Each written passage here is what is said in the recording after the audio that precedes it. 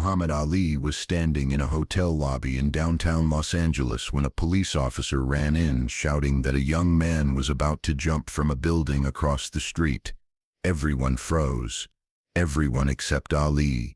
He walked straight out the door without saying a word. What happened on that rooftop over the next 40 minutes with no cameras and no witnesses except a desperate 21-year-old would become the most powerful fight Muhammad Ali ever won. And he never threw a single punch. It was January. Muhammad Ali was 39 years old and his boxing career was essentially over. He had just lost to Trevor Berbick 2 months earlier, a sad, slow defeat that made even his most loyal fans turn away. His hands trembled slightly, early signs of the Parkinson's disease that would eventually consume him, though it hadn't been diagnosed yet. He was in Los Angeles for a speaking engagement at a youth center. The fee was modest, nothing like his fighting purses, but Ali didn't care. Service to others is the rent we pay for our time on earth, he always said. He was staying at the Bonaventure Hotel, a distinctive building with cylindrical towers that dominated the LA skyline. It was a Tuesday afternoon around 2:30 and Ali had just finished lunch in the lobby restaurant with his assistant Howard Bingham and his wife Veronica. The young man's name was Thomas Hill. He was 21 years old, a community college dropout from Riverside who had moved to Los Angeles 6 months earlier with dreams of becoming an actor. He'd actually gotten callbacks for 2 television shows. But then his girlfriend left him for his roommate. Then his mother died of cancer. Then he got fired from his restaurant job for showing up drunk. And then that morning he'd received a letter from his father, a man he barely knew, telling him he was worthless and always had been. Thomas had read that letter sitting on the floor of his studio apartment in Koreatown. Inside was a single page, handwritten in angry slashes of blue ink. "You've always been a disappointment. Your mother spoiled you. You'll never amount to anything. Don't contact me again." By the 6th reading, something inside Thomas broke. Not dramatically, not with tears or rage, just quietly, like a light going out. He walked out of his apartment without locking the door, leaving his wallet on the table. He kept walking until he found himself standing in front of an office building on South Grand Avenue, looking up at the roof, 9 stories high. By noon, Thomas Hill had decided the world would be better off without him. He climbed to the roof of that 9-story office building. About 200 yards from the Bonaventure, the roof access door had been propped open by maintenance workers. Thomas slipped through like a ghost. He stood at the edge, looking down at the street below. The wind was stronger than he expected. It pulled at his clothes, whipped his hair across his face. Below him the city moved on, completely unaware that he existed. He'd been there for almost an hour when someone finally noticed him. A secretary on her lunch break saw him and screamed. Within minutes, police cars arrived, sirens blaring. Fire trucks came next. A crowd formed on the street below, office workers, people with cameras. The police evacuated the building and sealed off the street. A crisis negotiator arrived, a woman named Detective Sarah Chen, who specialized in talking people down from ledges. She had done this 17 times before, 16 saves, 1 loss. She carried that 1 loss with her every day. Chen tried calling up to Thomas through a bullhorn, but he wouldn't respond. He just stood there, his toes hanging over the edge, his arms at his sides, staring down at the pavement, 9 stories below. "My name is Sarah," she called up. "Can you hear me? I want to help you. Whatever you're going through, we can work through it together." Nothing. Thomas didn't even turn around. The ones who didn't respond were the ones closest to jumping. That's when Officer Mike Rodriguez ran into the Bonaventure Hotel looking for a phone to call for backup. That's when he saw Muhammad Ali standing near the concierge desk. "That's Ali," Rodriguez said to another officer who'd followed him in. "Muhammad Ali." "So what?" the other cop said. "We got a jumper. Let's." But Rodriguez had an idea. The kind of crazy idea that only makes sense in the moment. His own brother had attempted suicide 5 years ago. Someone had talked him down. What if Ali could talk to the kid? The other officer looked at him like he was insane. You want to send a retired boxer up to a suicide scene? Chen will have your badge. But Muhammad Ali had already heard them. He walked over. What's happening? Ali asked. Rodriguez hesitated. There's a young man on a rooftop across the street. He's going to jump. We can't get through to him. Ali looked out through the glass doors. He could see the police cars, the crowd, the fire trucks, and if he looked carefully, he could just barely make out a small figure standing at the edge of the roof.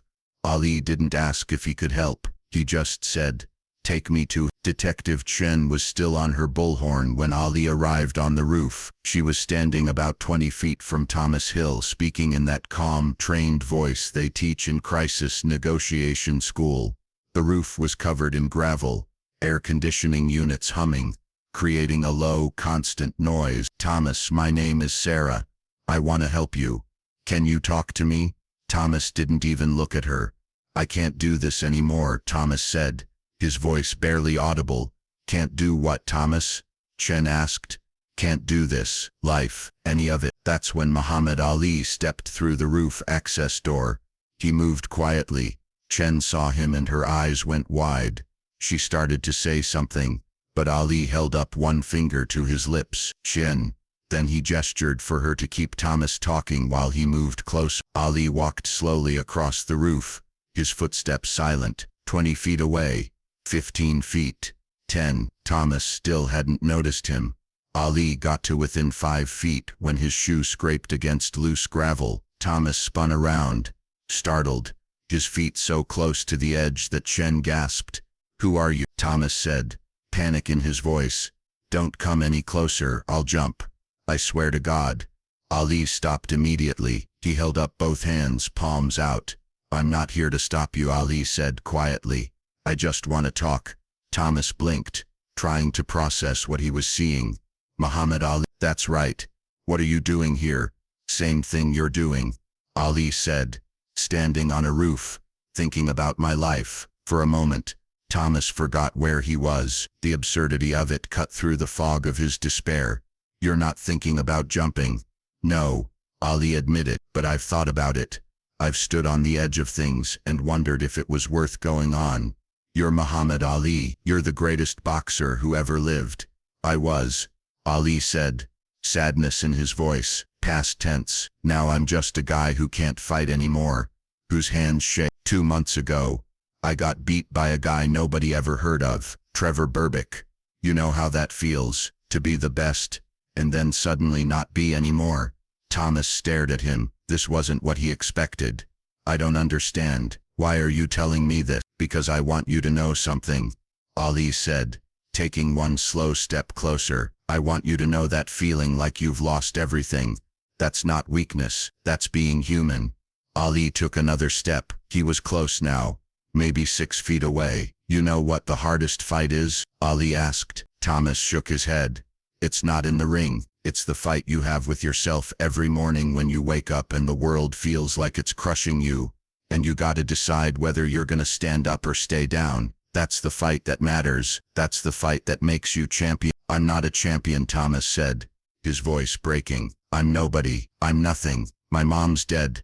My girl left me. My own father." He pulled the crumpled letter from his pocket, held it up. "My father sent me this today. It says I'm worthless. Can I see that?" Ali asked gently. Thomas handed it over. Ali read it slowly. His jaw tightened. When he finished, he looked up. "Your father is a fool," Ali said flatly. "And fools don't get to decide your worth. He's my father. That don't make him right. Listen to me. I got 9 children. You think I'm perfect with all of them? But you know what I never did? I never told any of them they were worthless, because they're not, and neither are you." He took another step closer. "The point is that you're standing here, you're still breathing, you're still in the fight." "I'm tired of fighting," Thomas said. "Everything hurts, and I just want it to stop." "I know," Ali said, his voice softer. "You think I don't wake up every morning and feel my body falling apart? But you know what I learned? Pain is temporary. It feels like forever. But it's not. Everything changes. The woman who left you, that pain will fade. Your mother dying, you'll learn to carry it. Your father's words, one day you'll realize they say more about him than you." Ali was right in front of Thomas now. "Can I tell you something?"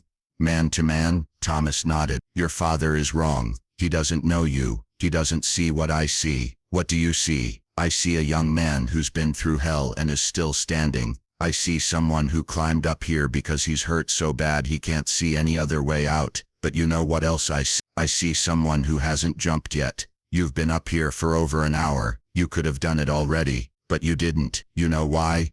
Thomas shook his head. "Because part of you doesn't want to die. That part is fighting for you right now. That part brought me here." Ali held out his hand, my hand shaking. "You see that? I got Parkinson's disease. My best days are behind me. But you know what? I got worse days coming. And I'm gonna face them, because that's what fighters do. We face what's coming, even when we're scared." Thomas looked at Ali's outstretched hand, trembling in the afternoon sun. "I'm scared," Thomas whispered.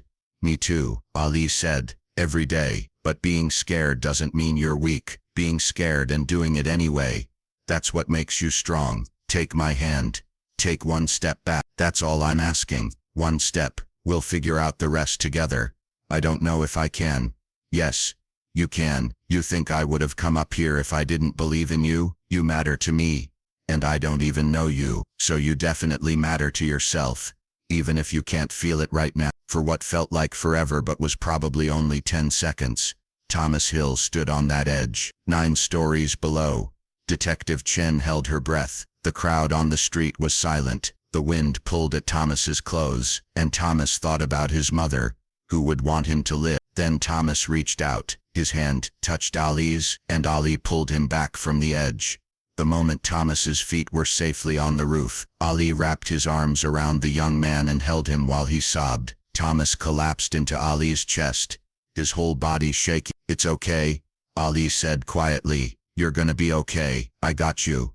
You're safe now." Detective Chen rushed over with her team. Paramedics came forward with a blanket. They checked his vital signs. The crisis was over. Thomas was sick. But before they took Thomas away, Ali did something that nobody expected. He removed the Islamic prayer bracelet he wore and placed it on Thomas's wrist. "This is for you," Ali said, "to remind you that you're a fighter now. You won the hardest fight there is. Wear it and remember that." "I can't take this," Thomas said. "It's yours."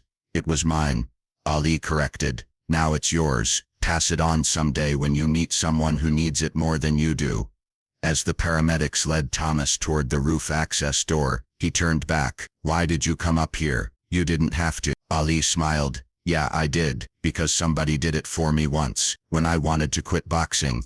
Joe Martin reminded me who I was. So today, I'm Joe Martin, and you're me. Someday, you'll be me for someone else. That's how it works." The news crews never found out what happened on that rooftop. The police kept it quiet. Only a handful of people knew the full story. Detective Chen filed a report that mentioned Ali's involvement, but it was buried in police archives. Officer Rodriguez told a few people, but nobody believed him. For years it was just a rumor, an urban legend. Over the next several months, Thomas Hill stayed in a psychiatric facility, then a halfway house. He went to therapy 3 times a week. It was hard. Some days he woke up and still felt that pull, that darkness, but every time he'd look at the bracelet on his wrist and remember Ali's voice. "You're a fighter now." So he kept fighting.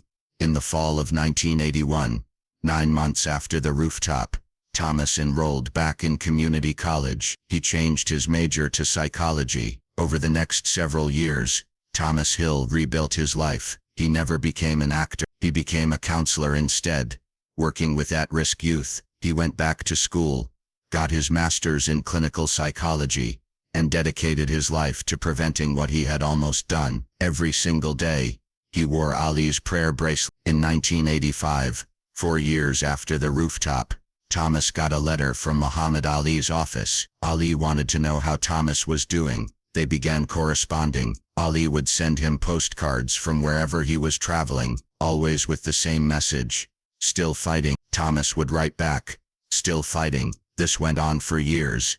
In 1991, Thomas saved his first life, a 16-year-old girl who'd taken pills. Thomas talked to her in the emergency room. He told her about a rooftop in night. He showed her the bracelet on his wrist. "Someone believed in me when I didn't believe in myself," Thomas told her. Now I believe in you." The girl survived. She went on to become a teacher.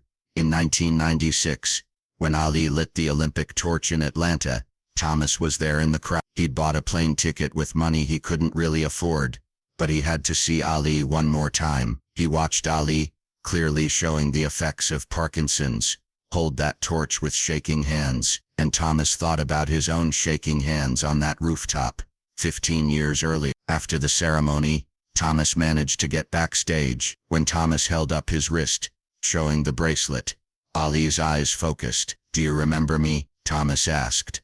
Ali's speech was slower now, more labored, but he looked at Thomas, at the prayer bracelet, and smiled. "Rooftop," Ali said simply. Thomas nodded, unable to speak. They embraced. "You saved my life," Thomas whispered. Ali shook his head. "You saved your life. I just reminded you that you could."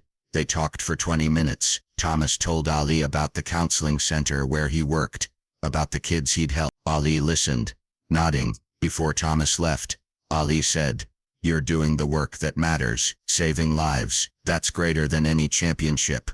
In 2003, Thomas Hill opened a suicide prevention center in Los Angeles, called the Rooftop. It was funded by donations and grants, a place where people in crisis could come for help. On the wall of the main counseling room hung a photograph Thomas had taken in Muhammad Ali at the Olympics, holding the torch. Below it was a plaque.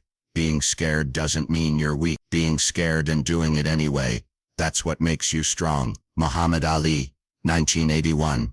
By 2010, the Rooftop had helped over 3,000 people in crisis. It had become a model for other crisis centers around the country. Thomas trained counselors, gave talks at schools, wrote papers on suicide prevention, and every time he spoke, he wore that prayer bracelet. When Ali died in 2016, Thomas Hill spoke at a memorial service in Los Angeles. He told the story publicly for the first time. "People remember Ali for his fights," Thomas said. "They remember the rumble in the jungle, the thriller in Manila. But Ali's greatest victories weren't in the ring. They were in moments like this, moments nobody saw. He saved my life that day, not with his fists, but with his heart. And because he saved me, I've been able to help save others." That's Ali's real legacy. After Thomas finished speaking, he did something he had planned for years. He walked to the podium and carefully removed the prayer bracelet from his wrist, the bracelet he had worn every single day for 35 years. He placed it in a small display case that would be donated to the Muhammad Ali Center in Louisville. "Ali told me to pass this on when I met someone who needed it more than me," Thomas said. "For 35 years, I never found that person, but now I realize why. This bracelet belongs to everyone. It belongs to anyone who's standing on their own rooftop, thinking they can't go on. This is for them." This is Ali's message. You can go on, you can fight, you can win. Today, that prayer bracelet sits in a glass case at the Muhammad Ali Center. Thousands of people see it every year. Most walk by without knowing the full story, but sometimes, someone stops and reads the plaque that tells the story of Thomas Hill and a rooftop. And sometimes, that person is standing on their own rooftop, deciding whether to jump. And sometimes, reading about a 21-year-old and a 39-year-old choosing life, choosing to fight. Sometimes, that's enough to make them step back from the edge. The Rooftop Crisis Center is still operating today. It has expanded to 3 locations across Los Angeles. Thomas Hill retired as director in 2018, but he still volunteers there twice a week. He's 64 years old now with gray hair and laugh lines. He's been married for 20 years. He has 2 children who've never known a day when their father didn't tell them they were valuable. When asked about his greatest achievement, he doesn't talk about the crisis center or the awards. He talks about a Tuesday afternoon in 1981, when Muhammad Ali reached out his hand. "Everything good in my life came from that moment," Thomas says. "My career, my family, my purpose, all of it traces back to Ali deciding that some kid he didn't know was worth saving. He taught me that we all have that power. We can all be someone's Ali. We just have to be willing to try. Because anyone can knock a man down with violence, but it takes a true champion to lift someone up with words. It takes courage to admit you're scared, and it takes real strength to reach out and take someone's hand when they're offering to pull you back from the darkness. Muhammad Ali understood. He understood that sometimes the greatest victory isn't defeating your opponent. Sometimes it's helping your opponent defeat their demons. If this story moved you, share it with someone who needs to hear it, because somewhere right now, someone is standing on their own roof, and they need to know what Muhammad Ali knew, that being knocked down isn't failure. Staying down is. That the strongest fight you'll ever win is the one where you decide to keep living, that you're worth saving, even when you can't see it yourself, and that sometimes, when you're at your lowest, a stranger might reach out their hand and remind you that your story isn't over yet. The fight isn't over until you say it's over. And if Muhammad Ali taught us anything, it's that champions never quit. If this story moved you, if it reminded you that there's always hope even in the darkest moments, I want you to do 3 things right now. First, share this video with someone who needs to hear it. You might know someone who's going through a hard time, someone who's lost their job, lost a relationship, lost their way, someone who wakes up every morning wondering if it's worth going on. Send them this story, because you never know. You might be their Muhammad Ali. You might be the person who reaches out at exactly the right moment and reminds them that they matter. Second, if you're the one standing on your own rooftop right now, metaphorically or literally, I want you to know something. You're not alone. The National Suicide Prevention Lifeline is available 24/7. At night, call them, text them, reach out. There are people who want to help, people who've been where you are, people who understand. Thomas Hill made that call. He accepted help, and today, he's helped save thousands of lives. Your story doesn't have to end on that rooftop. Take Ali's hand, take that one step back, please. Third, subscribe to this channel and hit that notification bell. We share stories like this every week. True stories about Muhammad Ali that most people have never heard. Stories about courage, integrity, compassion, and the power of one person to change another person's life. These aren't just boxing stories. These are human stories. Stories about what it means to be great outside the ring. Drop a comment below and tell me, have you ever been someone's Ali? Have you ever talked someone back from the edge? Or has someone done that for you? Your story might be exactly what someone else needs to hear today. This community is built on hope, on lifting each other up, on refusing to let each other fall. And remember what Ali taught Thomas Hill on that rooftop. You're a fighter. You're still in the fight, and the fight isn't over until you say it's over. Keep fighting. We're all in this together.